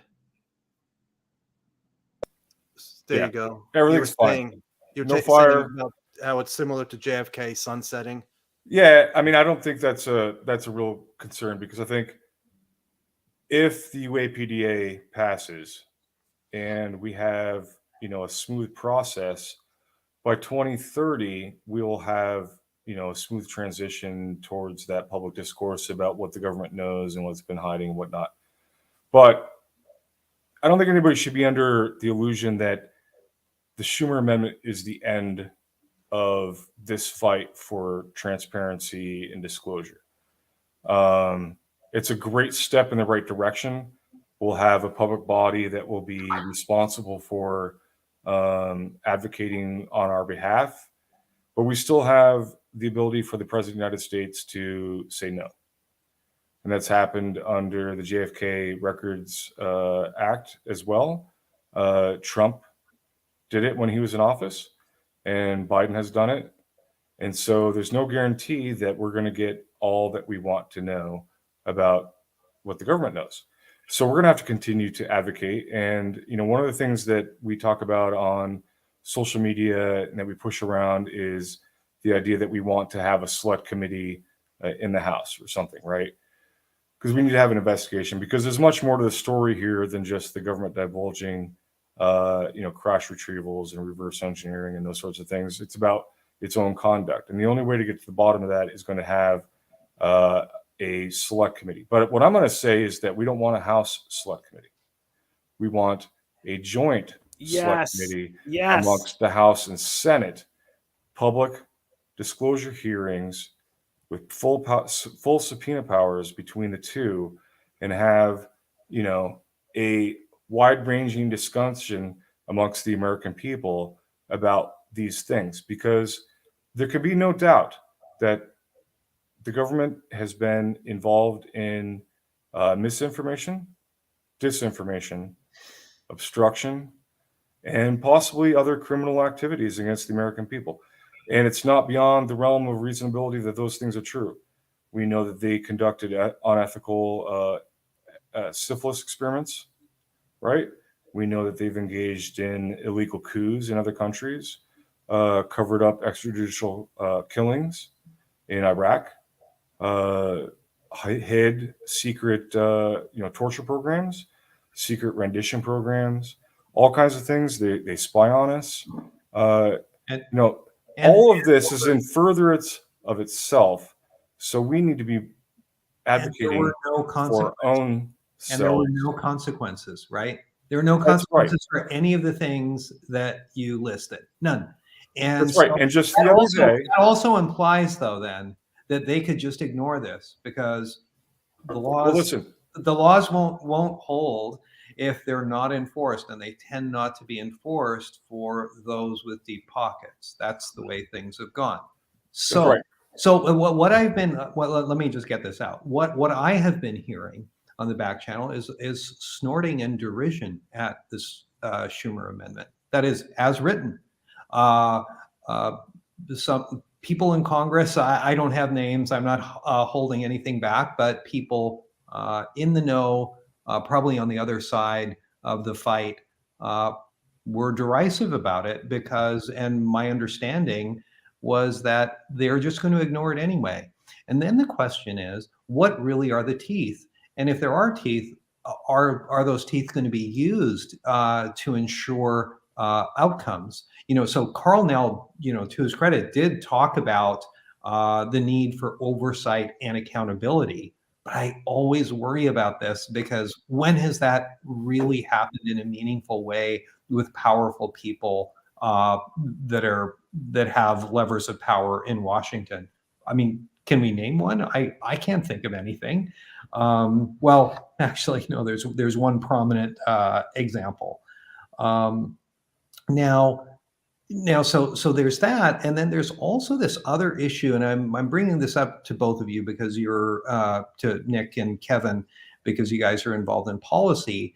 Is it struck me that I think it was like 23X or something of the Schumer amendment has this. So there are all these careful definitions, and this part talks about people who are not, it lists every different aspect of the government up to letter X, I think it was. And then in X, it talks about private individuals, and this is the eminent domain clause and who it applies to.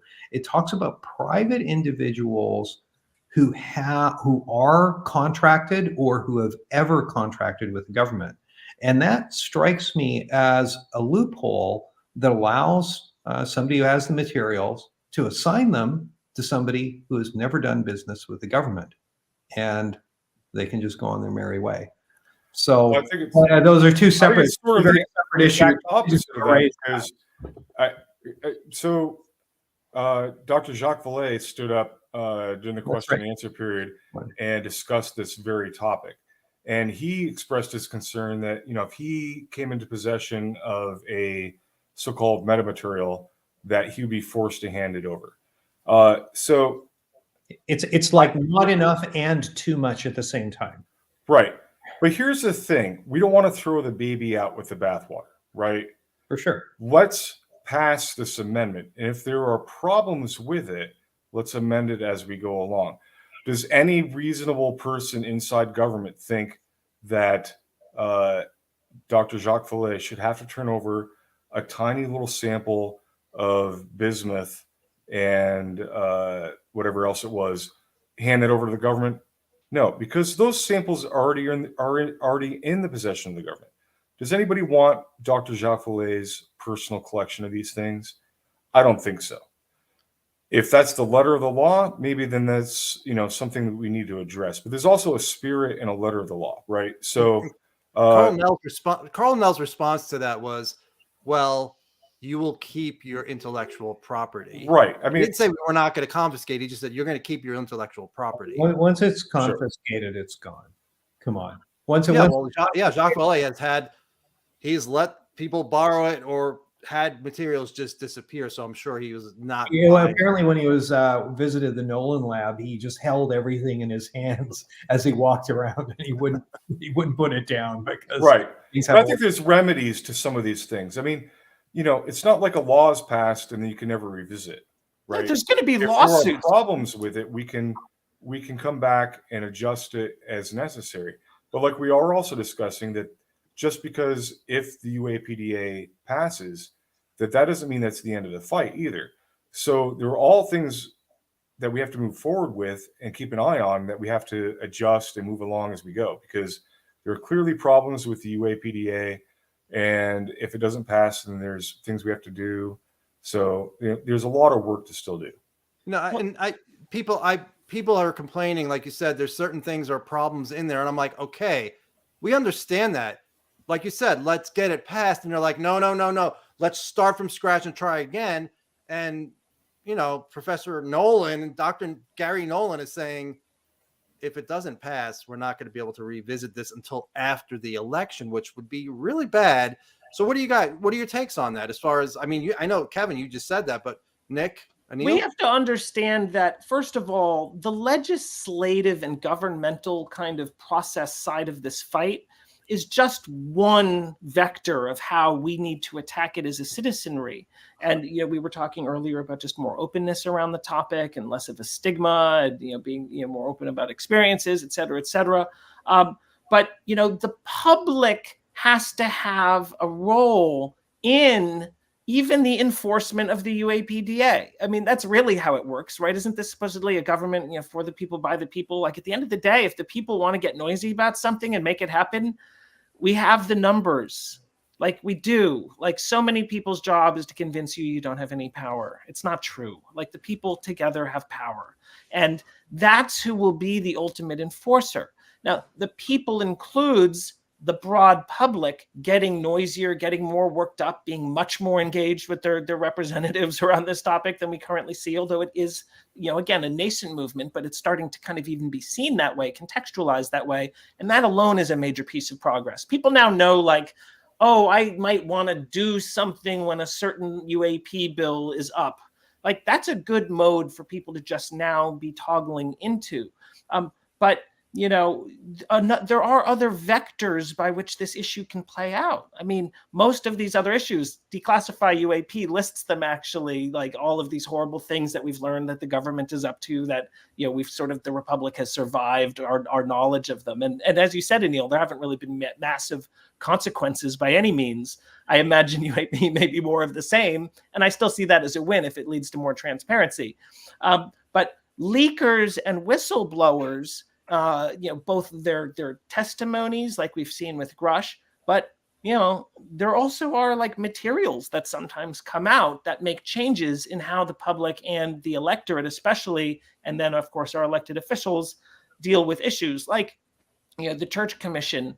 The things come out because people come forward with information, and so that could be another stage this continues to play out, along with the public applying pressure, along with kind of political processes going through their machinations in Congress and maybe surviving a 2-year round in the House and maybe not.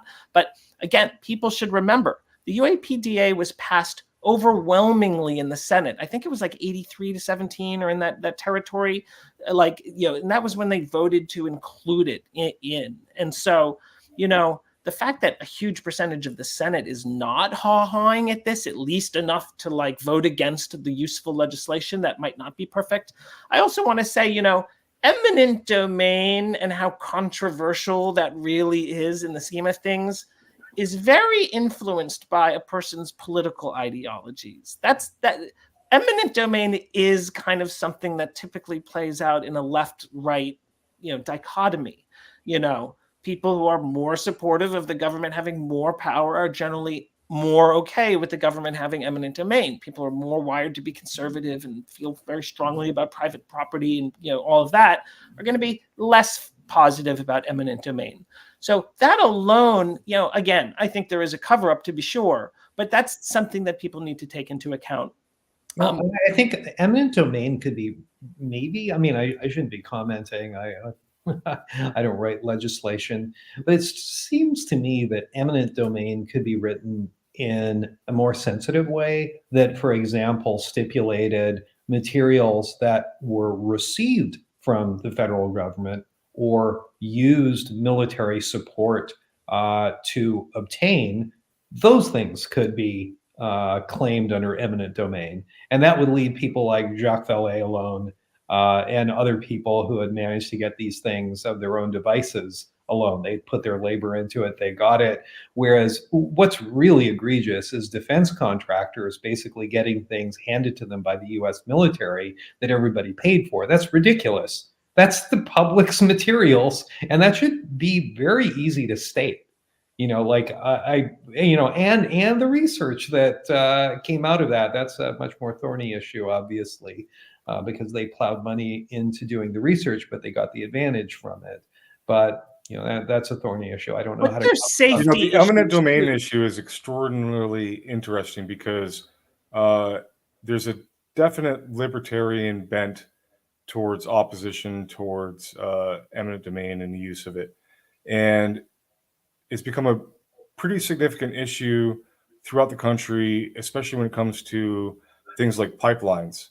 And it's allowed for these very strange sort of alliances between people who would not normally be aligned. So, for example, you'd have like an environmental lobby like Sierra Club or some other environmental organization aligning themselves with Republican/libertarian oriented interests who are concerned with eminent domain and partnering up to block, a pipeline or something. So the eminent domain issue is really very tricky and deadly. And so when the UAPDA came out first in, July 26th or 27th or whatever it was, or I guess it was early July, but, when that was debuted, I certainly in my mind at the time, I signaled that as a very controversial issue that was going to be very hard to digest for, at least in the minds of many Republicans.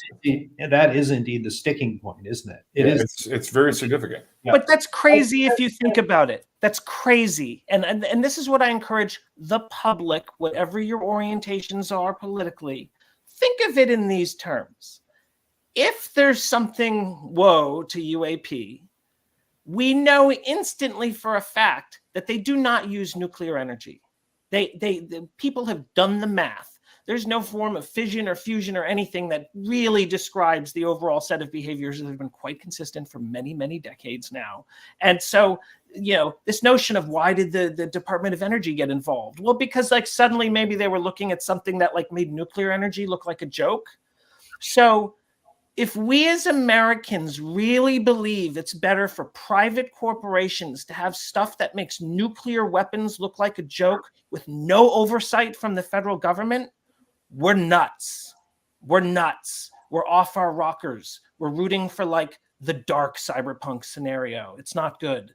Because the government at the end of the day has to be able to keep people safe. And I do believe that there are potential national security concerns, including just, we treat potential power sources that make nukes look like a joke probably seriously. And we have regulatory bodies for this, not only nationally, but internationally is how important we tend to take these things. The International Atomic Energy Agency, it's and we have, of course, much regulation at the federal level and just nationally. So the idea that we're okay with private corporations maybe having stuff that makes nuclear weapons look like a joke and Uncle Sam can't do anything about it, I find just kind of cray-cray. And I think people really need to think about that because there's eminent domain. Eminent domain is such a case-by-case thing. And so many issues where we do tend to want to make it into a dichotomy and a black-white kind of issue, eminent domain is a very case-by-case basis. If you're using it to refer to situations as building a new train line or a pipeline, which is different than a train line. So we have to kind of, again, look at these case-by-case.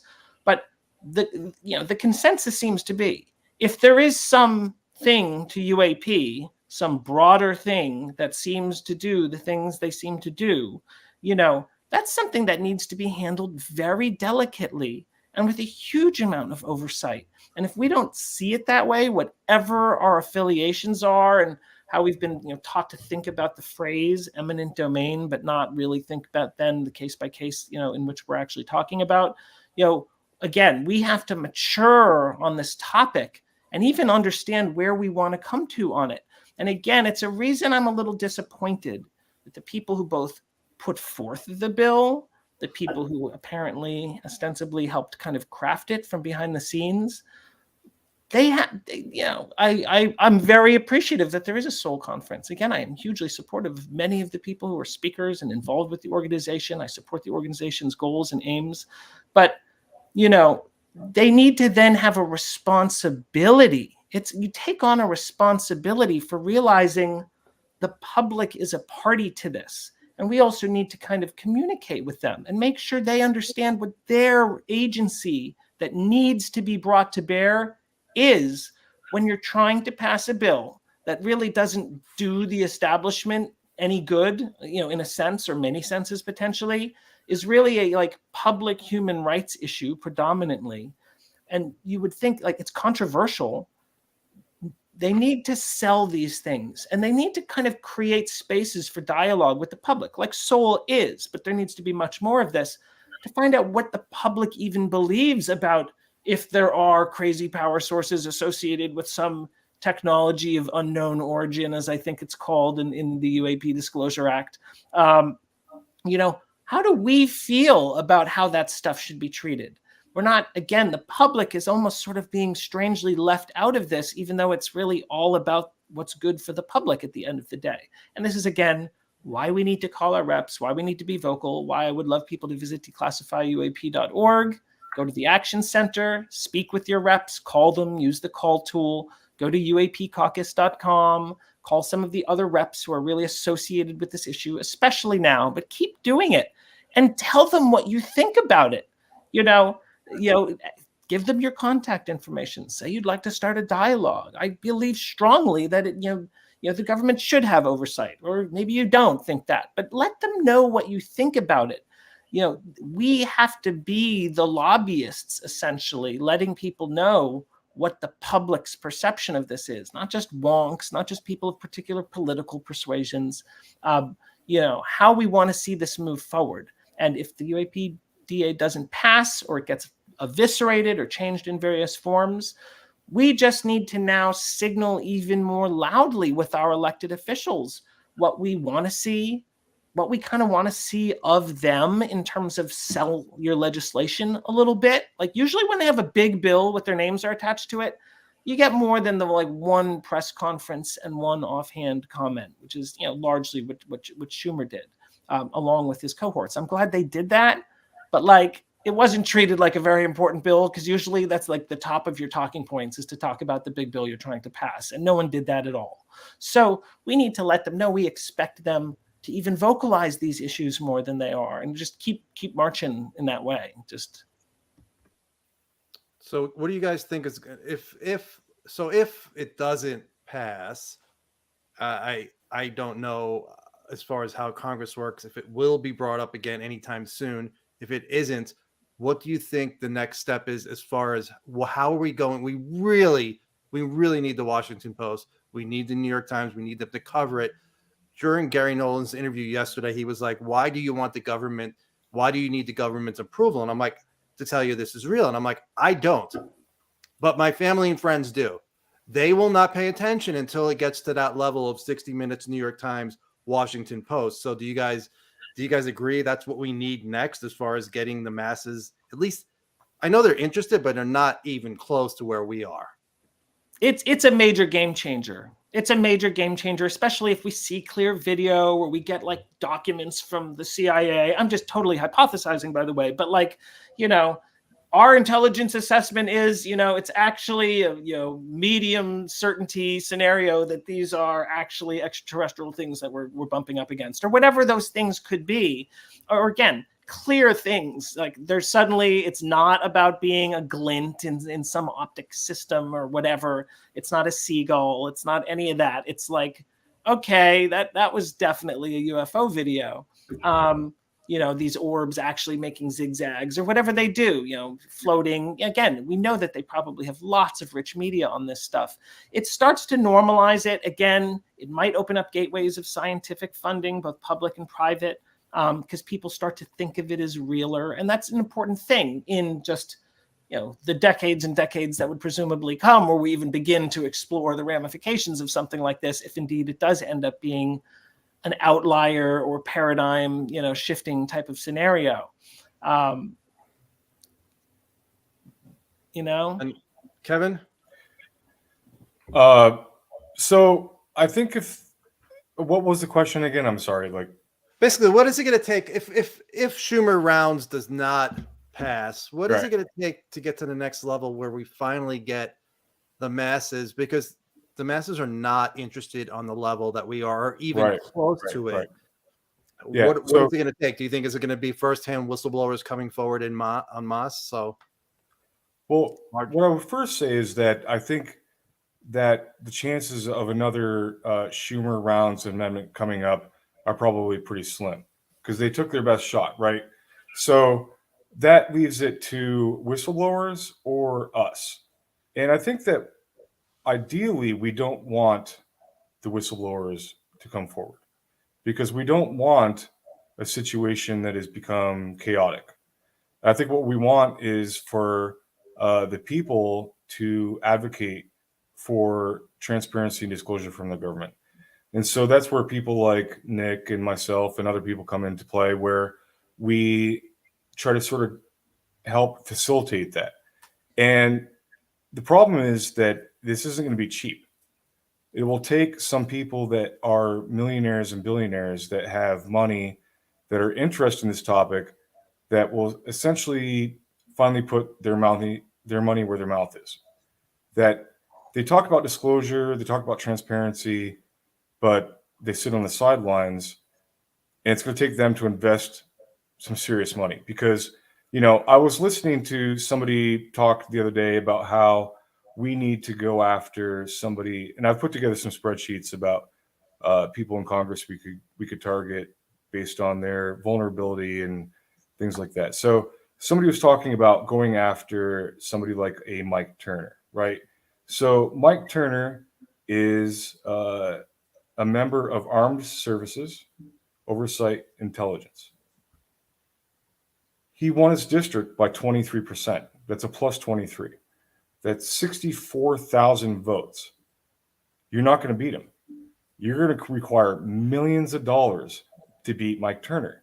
So going out there and talking about beating Mike Turner is just stupid. It's not going to happen. And I'm not trying to insult anybody that, says such a thing. But we have to be realistic and have, our best faces on here going forward about how we deal with some of these people. So we could target some other people like a Lauren Boebert in Colorado, right? She barely won re-election. It's a +1 state, and she won by 546 votes. Would that be somebody we might want to go after and influence, to get her on our side? I have no idea where she stands on this issue. I haven't researched that yet, but I know that if you flip 1,000 votes, she's going to lose. And if she knows that somebody has the power to flip 1,000 votes, they're going to start paying attention to you. And there are about a half a dozen of those, or maybe about 11 or 12 people that we could flip a vote, not cheaply, but relatively cheaply. But these are the sorts of things that we need to sort of pay attention to. So when people start talking about going after Turner or Rogers in Alabama, or we're going to get Mitch McConnell or any of these things, it's fairy tale. It's not going to happen. So what we need to do is target people that we can. Which brings me to another subject, if I may, just real quick, Joe, because part of the reason I'm here is because I want to help people advocate on behalf of this issue. So when we have people on Twitter or X or Instagram saying, hey, we want a select committee, let's go after the House Speaker, let's call then House Speaker Kevin McCarthy, or now Mike Johnson, and demand that we have a House Select Committee investigation body on UAP, right? The House Speaker doesn't care. Why would he care? He's not a speaker for the American people. He's a speaker for the House. And who does he care about? He cares about his own caucus, as McCarthy found out, right? He lost his job because of a handful of people. So what you have to do is you have to go to the people that he cares about, which is the people within his own caucus. And so you're going to have to go to advocate to the members of his own caucus and tell them that you want a House UAP investigation select committee, right? And then they're going to go to him and demand it. And then he's going to say, okay, I'm going to put a resolution on the House floor, and then I'm going to have buy-in from my own caucus, and hopefully I'm also going to have buy-in from the opposition party so it looks bipartisan. Those are the sorts of things that we need to do. So when people are throwing, darts in the air and trying to hit various targets, it's great advocacy what they're doing, but they're missing the target. And so in this case, like the House Select Committee, they need to be targeting the House members that elect the House Speaker, in this case, the Republican conference. And then as a side to that is targeting, the Democrat caucus to say, you also need to buy into if, now Speaker Mike Johnson puts a resolution on the House floor to operate to authorize a select committee, that they're also going to buy into it, because the bipartisan buy-in would legitimize the entire process. But we need to be hitting the proper targets with this, rather than just, throwing darts all over the place and saying, call your congressman, call your senator, and all this stuff, because all those things are great. And I'm not trying to diminish anything that people are advocating for here, but we need to be focused on the proper targets that we're trying to hit. Now that was super helpful, Kevin. I really like that perspective.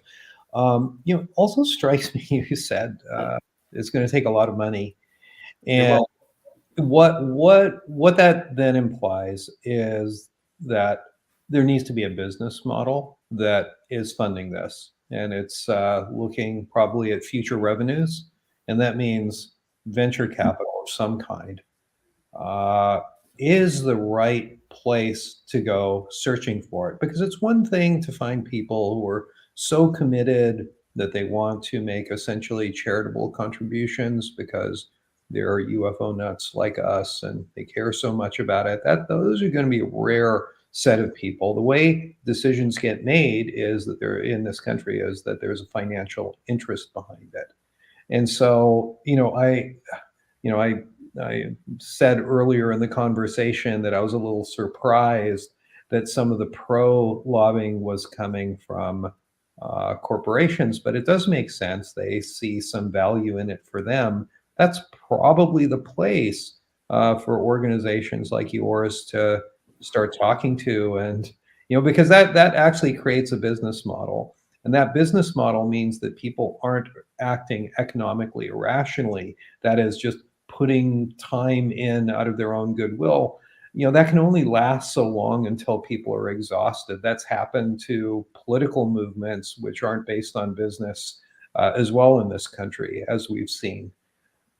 So I think maybe that is the way forward, is really thinking about it. I like the hard-nosed way and the analytical way that you're thinking about it, of thinking about exactly who do you target. It is ultimately a game of getting things done by the numbers on the ground. And I think that there's another aspect to that too, which is who are, if there is a popular movement and there are people who are going to write in and do issue advocacy because they're activated by it, because it is, a very, very photogenic subject, right? It's a very charismatic subject. And so there is potentially that play as well. And so then the question is, who are those people? Well, they're the pilots. I mean, that's probably a small group. There are the people, there are the funders. That's a small group, but they can have a large impact. There are the experiencers, unknown size of that community. And then maybe there's the young. I don't know. And I think that that's a question, is like, who's really interested and who gets activated and who's going to do something about it, I think is another side of this, where I don't know if I've never heard an analysis of that. Well, I think there's lots of ways to sort of approach exactly what you're talking about, which is, we can go to, like, for example, veterans. You go to VFW, Veterans of Foreign Wars, or American Legion, and we have a natural ally there, right? Because we have a lot of veterans who have experienced UAP and have exposure to UAP and have had physiological and psychological issues as a result. And they'd be a necessary ally. And people generally have a great admiration and respect for veterans. So that's one way of pursuing down the road here, of activating a certain constituency that would naturally be on our side, who command a certain amount of respect and authority that people buy into. And there's any number of ways to sell this to the American public, which is things that are documented. We can go to the American public and educate them on UAP. It's the government's already admitted that it's real, right? So then we can also go and admit that they have admitted that it's a flight safety risk. People are going to care very much about it being a flight safety risk. They're going to care very much about physiological and psychological issues, and on down the line. There's any number of things that we can go out and educate the American public on, and then mobilize them to call Congress and demand hearings or whatever it is that we want to mobilize them on. But it requires money to do that. We have to go beyond UFO Twitter and etc. Nick Gold is a great example here of having an awesome website paid for out of his own pocket to find a way for people to be able to go to his website and communicate directly with their members of Congress or the senators, call the President of the United States, leave a voicemail, whatever it is. But it's limited because there's no money behind his website, behind himself. If there was a push to say, hey, social media push, $100,000, you'd reach way beyond the UFO Twitterverse, right? And you start educating people and say, yeah, you know what? I want to know more about this. Why aren't you telling me? And then Nick Gold comes in and says, I have this website for you. Here it is. It's easy to use, right? Or UAP Caucus, like you discussed that before. You know, they have a call tree of, you know, who you can call in Congress. There's all kinds of these organizations out there and lots of people doing awesome work. Some of it is like misdirected, like I was talking about earlier, but there's lots of things going on here that can all come together, but it's going to require somebody to come up with some money to do so. Nick, Can I make final word. Go ahead, Nick, yeah, final word. Couple quick points. You know, one thing I think we really need to remember when it, and we, you know, again, the panelists here know this, but it's important for everyone who's, you know, watching this to think about. It's not only a matter of who is sitting in what seat or even who is a particular chair of a particular committee. You know, UAP could potentially become a social issue if we wanted it to be. And frankly, I don't understand just logically how some big disclosure, world-changing potentially thing happens if people aren't really demanding it and showing that they're ready for it in a broader way than we're currently at. But we've got to show that. And it's really important that the public increasingly do that, because that public sentiment, it does serve as capital within Congress and within our legislative branch of government. And it's not just a matter of who's sitting there and what they even want or what their lobbyist is telling them to do, because frankly, power in Washington is a little more nuanced than that a lot of the time. And there's a lot of horse trading that occurs. And what's happening is it looks like UAP might be that thing that gets horse traded out of, you know, the NDAA, if that happens. We want to grow it to a point of public advocacy around this where, you know, it becomes horse traded into the next time that bill happens or whatever, you know, but we need to really understand that there is a lot of nuanced, you know, well, if you do this, you know, I'll look the other way on that, or I'll go with you on that bill, or like that's what actually happens in politics during politicking. So we can't get too hung up on any one rep or trying to flip any one seat. And that public voice is very important. Now, I'm going to say I'm a very why not both meme kind of guy when it comes to pretty much everything. As a non-dualist, I'm kind of wired for that perspective. We need corporate interests signaling that they will be okay with this and want it. We need the public showing that they're okay with it and want it. And if we want this to be a big issue, it also probably does need to be funded by some rich folks who really care about it, like every other political issue is dramatically, and frankly, is a huge reason why some issues we even talk about in the public space are issues. It's because Coke is putting hundreds of millions of dollars into it, or Soros is putting hundreds of millions of dollars into it. Like, that too is an important element if you're really trying to bring about some big thing like environmental awareness or AI or big issues of our day. They have those types of private interests behind the scenes helping lubricate it. And the social movement that could evolve out of people's UAP interest if we wanted it to, you know, it would help to create an environment where, heck, maybe it is Soros or maybe it is Coke who wants to suddenly put more attention into this for them as a rounding error. But I don't know how much pitching to those type of people of this is being done. Again, people like Kevin, myself, others are starting to put that even out there as it's an option. You know, declassify UAP. You have this ready to go org that could be the save the whales of UAP transparency if someone wanted to step up and help make it that. It is starting. It is. And there's conversations, I think, going on. But it is hard to have people part with their money when the reason for it is altruistic. Yeah.